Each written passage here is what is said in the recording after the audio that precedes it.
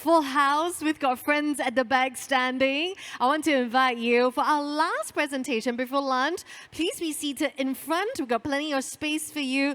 Don't stand on ceremony. We welcome you for the last exciting topic that I'm going to introduce right now. As, of course, this is brought to you by our kind partners. This is, of course, co-organized by A-Star ARTC, brought to you by ROS Consortium Asia Pacific, supported by EDB, NRP, and SGI. Now, ladies and gentlemen, we are truly delighted to welcome our presenters to come on stage. It will be a tag team effort. They are going to share with us key initiatives such as the ROS Industrial Train and Plays program, as well as the SG Innovate Deep Tech Central Platform. We've got two speakers, ladies and gentlemen, on stage very soon. You will be meeting Ms. Priscilla Lui, Assistant Director from SG Innovate, and followed by Ms. Sheila Supaya, Assistant Manager for Tech Biz Development from A-Star ARTC. Priscilla will be the first to kick off, so let's give her a very big round of applause. So welcome her.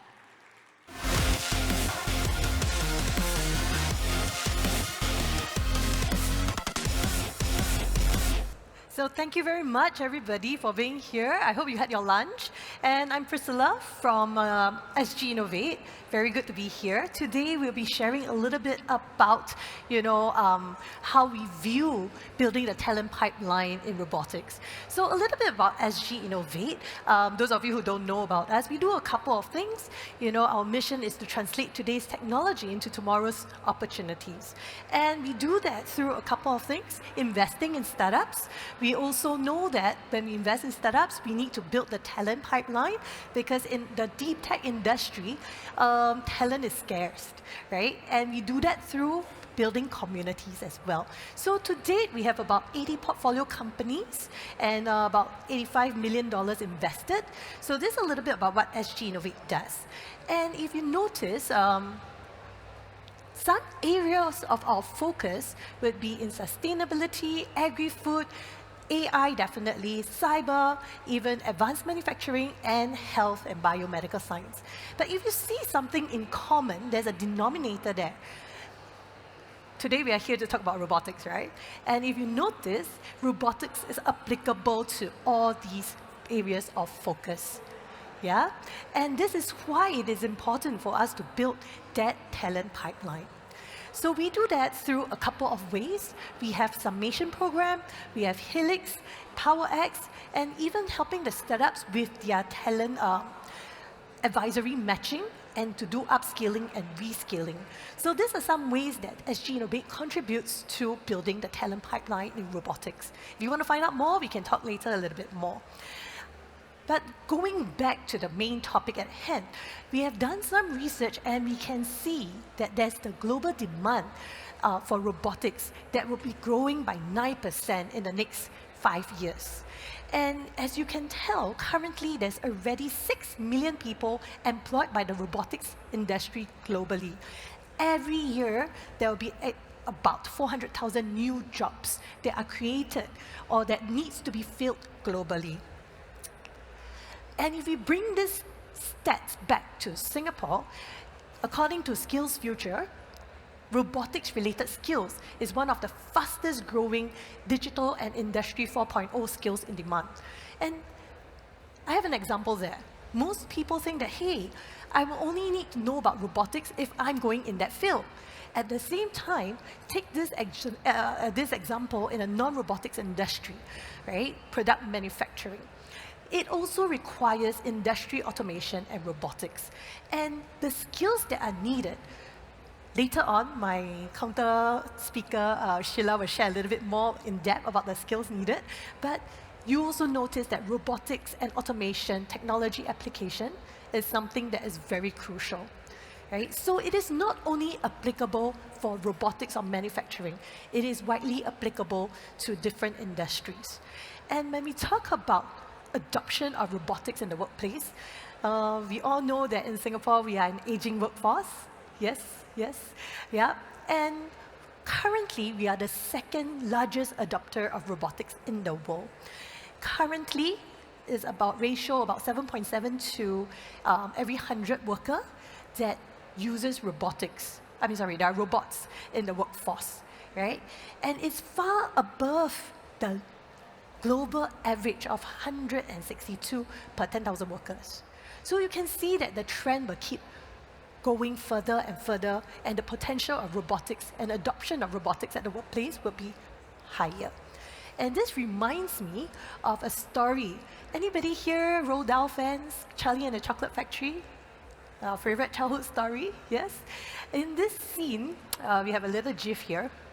You know, you can, if you remember the story vaguely, you know, you see that Charlie's dad was being replaced by robots and automation due to modernization. Sounds a little bit similar to a situation that we are in now, right? Yeah, because just now we were sharing, you know, 7.7 to every 10 workers, which is what most people are afraid of. However, with every change, there can be more opportunities. So what does that mean for us as individuals or even as employees? It means that we can develop the technical skills to handle the robotic system. And if we dissect it a little bit, there are 4 different areas: designing, programming, assembly, and implementation, maintenance, and troubleshooting, right? So these are some areas that we can see the application of technical skills to handle robotic system.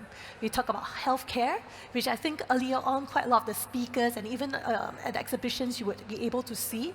We talk about for logistics, you know, we talk about supply chain, retail, even hospitality, entertainment. So there are many, many applications. At the same time, we face a talent shortage. So this is where we have to partner with partners like ARTC, right, to actually bridge that skills gap. So when we talk about that, earlier on we talked about Charlie and his father, right? But there's a happy ending to the story as well. Eventually, if you remember the show, Charlie's dad took over repairing the machine that took over his job. And this is what we want to do. We want to get our talent, we want to get individuals to start thinking, are robots really replacing our jobs? Or are they freeing us up for higher value work? Instead of me doing the manual labor, can I repair the machine? What can I do more effectively and efficiently? So even in a story that was, I think, 40 years ago, they were facing such a problem, modernization. And we are back to the same issue again. So what's next? We will want to think about why. Why is there a talent shortage of available robotic talent? Because we've done some studies and some research, about 80% of employers find it difficult to actually find suitable talent to bridge that skills gap. And the current growth of robotics in Singapore is restricted by the constraints that we don't have enough talent. Up to 20 million jobs can be replaced in 2030. That's 5 years from now, globally, of course. This is where upskilling with changing job markets would be really critical. And partners like with ARTC would be important to help us to bridge that gap, educating the youth before they even go to university, being aware what is important for them. You know, how can they contribute to the robotics industry? That would be helpful too. So with that, thank you for your time and attention. And I'd like to invite Sheila on stage. Shall we please give Sheila a big round of applause, everybody?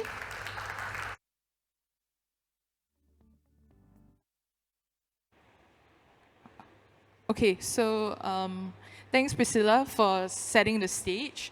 So I won't talk too much about what ARTC is and what ROS Industrial is, because ultimately we had a lot of those talks in the morning that went through about a bit more about the organization. So right now, going into a bit more detail. So earlier, Priscilla actually set the stage on how there's a shortage of talents in robotics. So now putting that into context, we talk about STEM. So STEM is the core foundation for education and robotics at its core, but robotics itself requires an even deeper specialization. So I'll go into that detail a little bit later on. To add to that, robotics is also scaling across multiple industries such as healthcare, logistics, and manufacturing. And at the heart of this, ROS, or Robot Operating System, is the common language for modern robotics that actually sparks interoperability and collaboration across companies when it comes to robotics. And this in itself is Singapore has an opportunity to build a world-class talent pool of roboticists to help deploy automation at speed and scale. So the challenge here that we're trying to address really is how can we have an industry-ready talent in Singapore for robotics in general. So I will go into a bit more detail about the ROS Industrial Train and Place program. So for ROS Industrial Train and Place program, we actually had a collaboration with 7 IHLs in Singapore. So we collaborated together with NTU, NUS, Ngee Poly, Republic Poly, Singapore Poly, SIT, as well as SUTD. We actually formed a working group. And what the outcome of this working group is essentially that we sat down together, we had monthly meetings, and we discussed, hey, how can we work together with the schools within Singapore to make ROS part of the common education? So as an outcome of this working group, we have actually developed a common standard towards what is the need in terms of learning outcomes for students when they graduate from polytechnics and universities, in terms of skill sets for robotics in general. These students actually, after going through training within their schools in terms of universities or polytechnics, they will actually go to ROS Industrial under ASTA ARTC to go through an industry-centric assessment. So ROS Industrial, as a neutral party, will administer an assessment to the students that will test them on their knowledge in terms of ROS2, and they will actually gain a certificate that's recognized globally by ROS Industrial Consortium. And at the last part is more towards the training, the placement initiatives that we have. So earlier this morning, I wanted to make emphasis that we had an MOU signed together with SG Innovate. So what this means for us is a very strategic partnership to leverage on their Deep Tech Central platform. It's a fantastic platform, right? It's essentially what we need for this Train and Place program.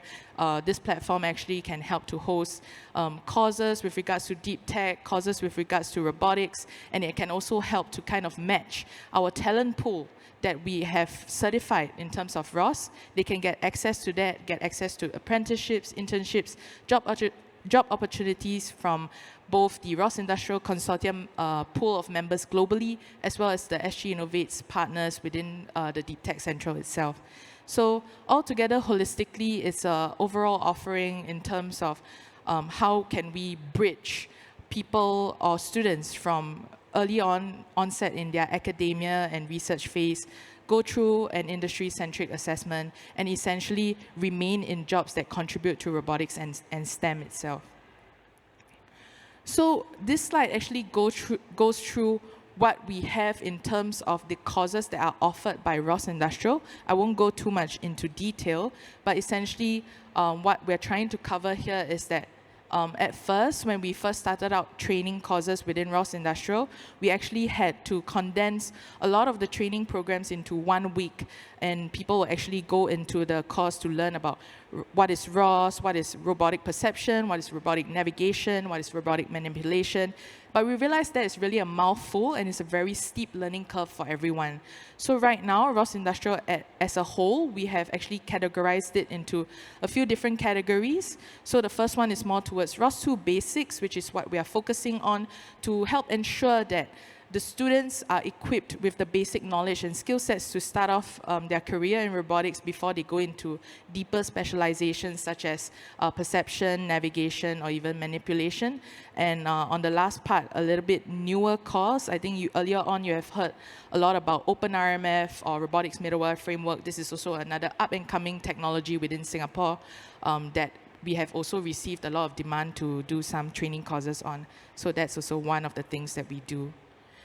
So this slide actually talks about how we have a global footprint, right? Not just locally in Singapore. So I wanted to bring to your attention as well that we do have certain training partners globally in Vietnam and even in Malaysia, so universities and training providers.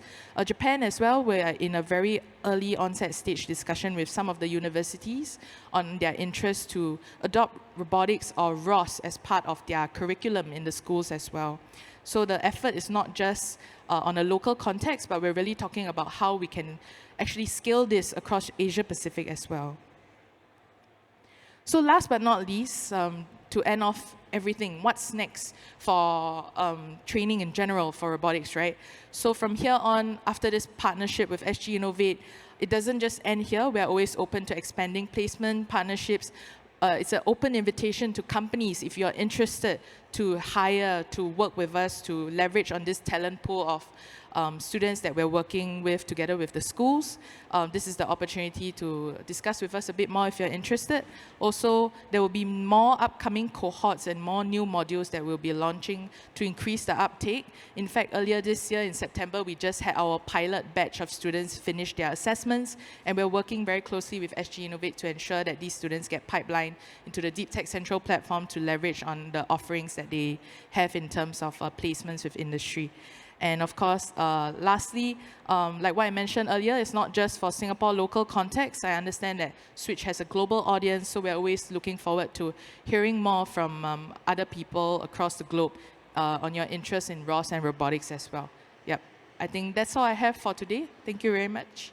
Can we have a round of applause for Sheila? Thank you very much for rounding up day one. We got cheers from the crowd who are fully appreciative, and also to Priscilla as well. Ladies and gentlemen, that does it for our morning of day 2 here at Switch. I want to let you know that after your lunch, we do have a very exciting track, which is AI for materials. So I welcome you back. But right now, you did so well staying with us all the way till now. I want to say a very big thank you for being here in person. Before we go for lunch, I hope you had a great morning with us. Give yourselves a very big round of applause for being here. Thank you. Very importantly as well, lunch is served. Please open the door and feed our friends. And we will see you here at 2 p.m. We do have a very exciting startup showcase that we'd like to, of course, get you to attend as well. That's going to be happening from 2 p.m. So please come back. You may bring your coffee with you. And we will see you promptly here at 2 p.m. for a new track here for day 2 of Switch 2025. Bon appetit!